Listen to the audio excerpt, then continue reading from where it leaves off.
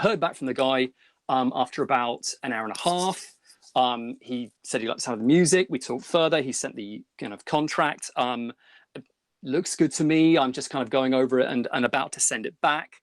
And it seems like there's more work to come from that. So I am back with yet another success story from my Sync Edge program. With me on this Google chat is James, and believe it or not, James has probably the most interesting workspace I have ever seen in my life. He completely blew me away when we just got on the video chat here just a moment ago. So without further ado, James, welcome, by the way, and where are you right now? So I am on my houseboat where I record my music. And yeah, I was just saying, I find it's a really good space because it's mainly wood and you don't have straight edges. So it kind of absorbs the sound nicely. You can make a lot of noise as well. But I mean, we were just talking a second ago about how you don't need to have, I mean, I don't know, I've got one sort of acceptance with one library, so I can't speak with a huge amount of authority, but it did get accepted. You don't need to necessarily have some fantastic studio and have the most expensive gear. I've got, for the stuff that I was recording, a couple of kind of small but good monitor speakers. I've got your standard DAW and, you know, I guess probably higher end of the standard plugins, and it seemed to work. So yeah. Absolutely. And I, you know, that's just proof to you guys watching right now. And I've said this so many times that you don't need to be an audio snob. You don't have to run out and, you know, professionally acoustically treat your studios. If you want to, go for it. If you got the budget for that, God bless you, you know. But most of us don't have those kind of ridiculous budgets to be able to do that. And we have to just kind of make whatever we have work for us. But the great news about the licensing business is it does work for you. You can see here with James that he does not have a massive, crazy studio. I think it's an awesome setup, and I kind of envy him a bit. I'm a bit jealous that he gets to work on a houseboat. It's pretty awesome. But you don't have to have some, you know, multi-million-dollar or multi-tens of thousands of dollars setup. Usually just having those great plugins, great sounds to work in, and having a setup that, you know, you can minimize, like he said, a lot of the wood around him absorbs a lot of the sound, minimizes some of the echoes and slapback and stuff. But most importantly, right here, attached to your head, those are the most important things you need to be training and using and learning how to use every single day. So, James, walk us through a little bit about your history in music licensing before you joined Sync Edge. What was your expertise level or your experience level before you signed up? I came across your channel in, I think it was February of 2017. And I did the course that you did, and I got the directory of music libraries. And I knew it was something that I wanted to do, particularly the idea of just doing music that's based on emotion, which is something I just kind of really wanted to do for a while. So I started on that. I put together a number of albums, and I took my time on it, and I used it to basically work out how to get a quick workflow. I realized that if I was going to try and do this professionally, I needed to be able to respond quickly and get stuff done. So I had my albums ready, and I looked for whatever was kind of the library was best fit. But I kind of think what was also really positive about it, about Sync Edge, is not just finding a specific library, but looking at how to find libraries in a different way. Now, one of the libraries that you mentioned was a library that I had looked at when I was going through the directory, and I kind of thought, yeah, I'm not sure. I mean, as in you know, a possibility, but I don't think I'm gonna, you know, do anything kind of with them. And I'd kind of completely misread what they did, and I hadn't seen kind of where the opportunities were. And so I think it's kind of there's the one side of looking for specific libraries, but there's also just a helpful insight into the kind of things you should be looking for. And it's not just kind of, you know, step 1, 2, 3, 4. It's also just generally the context when you know, okay, this kind of library again. Now you may remember there was kind of another video that was like this, and you know, it helps you sort of build up a wider picture. So I thought I'd mention that. That's something else that I thought was, you know, was a really good part of it. And incidentally, when I kind of sent you an email saying I'd kind of got accepted, you said, you know, welcome to a refund. And I thought it was worth mentioning. I said, I think it's money well spent, basically. So you know, no need for the refund. But when I came to do the one for this library, there was something in your email submission templates that I got that I think was a deciding factor in just being more kind of focused. I'm not going to say what it is because maybe viewers should kind of get that, template. But that's kind of an important factor. Another thing that may have been important, you might be able to tell I'm from the UK, and I was submitting to a library in the US, and I sort of thought, I've been like, I've worked for folk festivals, and I've been one of the people that sort of books the artists, and I know what it's like to have an inbox where you just get tons and tons and tons of emails. So I sort of thought, okay, imagine I'm one of those people. When is a good time to send the email so that people actually get it? And I thought, well, it's kind of first thing in the morning. It's sort of 9 o'clock. So I, worked out when, 9 o'clock that particular time zone was, and I just kind of sat there and then just hit the button. And I think that might make a difference. If I sent it last thing, it may just be in a great big list, and they might not get around to it. So that might be a factor. Anyway, I heard back from the guy after about an hour and a half.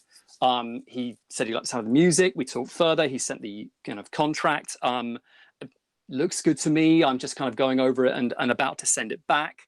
And it seems like there's more work to come from that. He sort of said, well, if you're interested in this, we may have some more work for you. So that's, I guess the main thing is it's, you get that validation that this is like a real thing. You hear other people talking about it, but it does make a difference to actually have sort of one success in that.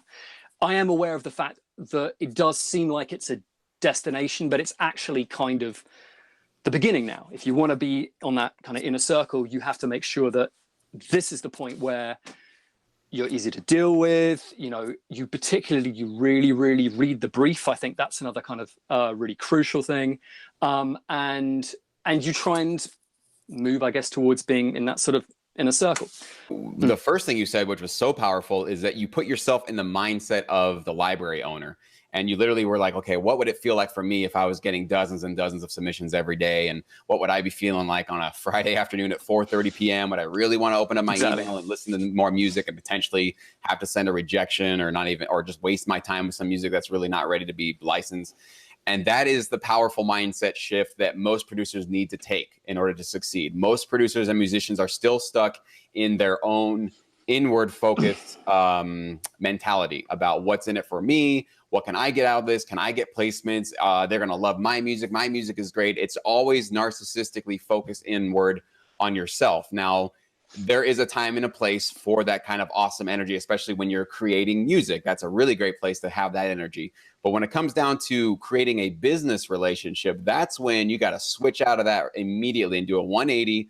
Put yourself in their shoes. What do they want? What would their perception of your email be? What time, even like James noticed, which was very smart, what time of the day would they prefer to open up their emails or be the most fresh or have the highest energy?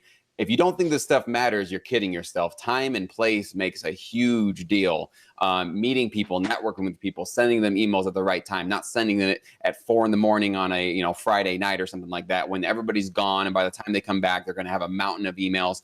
And seeing a mountain of emails is not exciting for anybody to look at, and they don't want to go digging through, and you're just 1 out of 1,000 or something like that. So all of these things in terms of getting your head wrapped around thinking about what's in it for them and what's their perspective will 100% set you apart from, I'd say 95, 98% of all the producers out there that are trying to get started in this business. And the second thing that James said, which is so powerful, is, and I say this all the time, is congratulations, now the real work begins, right? You've just put your foot in the door with one library, which is great. And as far as I understand, they're already sending you some briefs and some outlines of what they're kind of looking for. So looks like you're going to get started pretty quickly here. So what I say to everybody, once you get that first contract and you get that first library under your belt, is feed them, feed them, feed them. They are now your new girlfriend, right? You need to, flood them with flowers and kisses and dates and make them feel, like the center of the universe.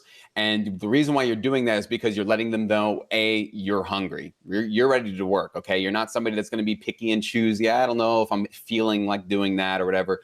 You just right off the bat want to be that person that's like, I'm ready, I'm hungry. But secondly, consistently showing up, all right? Anybody can be excited for a week or a month, but the producer that's still sticking around after 4 months, 6 months, and they're still just as hungry as they were when they first got that contract freshly inked, that's the producer that the libraries now start to pull into their inner circles to say, all right, well, these are our 6 guys that are the ones that will always deliver for us immediately on a dime's notice. They can get us tracks immediately, that follow our references, and they're go-getters, right? if you want to have a full-time income in this business, you got to have those kind of relationships with libraries. Okay. You can't be just one out of 10,000 people on some sort of a cattle call company that, oh, hey, we got an opportunity for Nike, send us your hip hop track. And you're like, you're one of 10,000 people that send it in.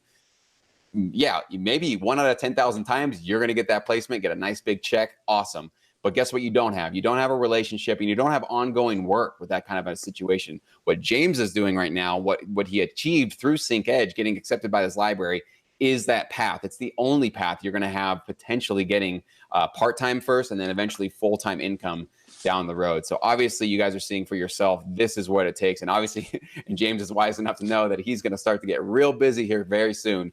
Because even though he's been putting in a lot of work, creating those albums and going through all this stuff, now he's realizing, okay, now that he has a reputation, right? Like now James has a name in the business, in the actual licensing business.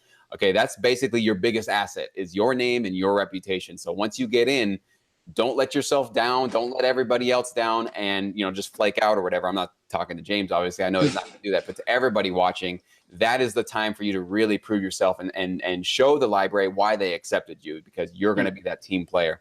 I don't like fluff. I don't like just hype. I know that it's exciting to get a part of this business and to think about your future income and royalties and all that kind of stuff.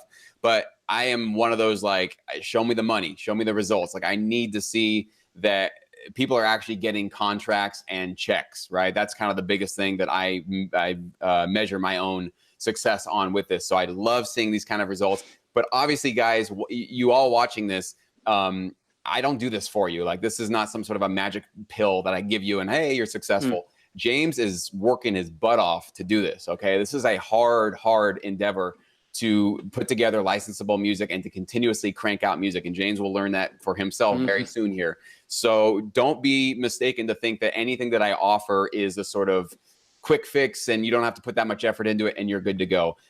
Basically what I'm offering you is sort of wisdom, 10 years in this business, jam-packed into small little video bites that you can basically absorb, and you don't have to spend 10 years to learn. That's essentially what you're getting from it. But I cannot go into your studio and produce your music for you. I can't mix your tracks for you. I can't make sure that you're producing tracks that are relevant for a particular library.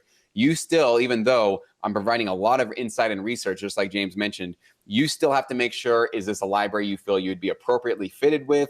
Is your music on par with the references? As I go through the references and the videos and kind of point out to you guys, this is some really strong stuff here. You better be a serious player if you're going to get with them. Or look at this kind of weakness they have. This stuff's really not that great. It's kind of old. It's dated. It feels a little bit, it doesn't have a lot of low end to it, whatever it is. I try to point out the weaknesses that if you come to the table and can fill those gaps in, man, you can be, you're just like, you're a rock star to them, and you can immediately shortcut your way into some really great opportunities with these companies. So James, thank you so much for sharing your tips, your wisdom, and your insight and your experience. I know that everybody watching is very thankful for it, and I wish you the best of success in the future, man. Thank you. Great service.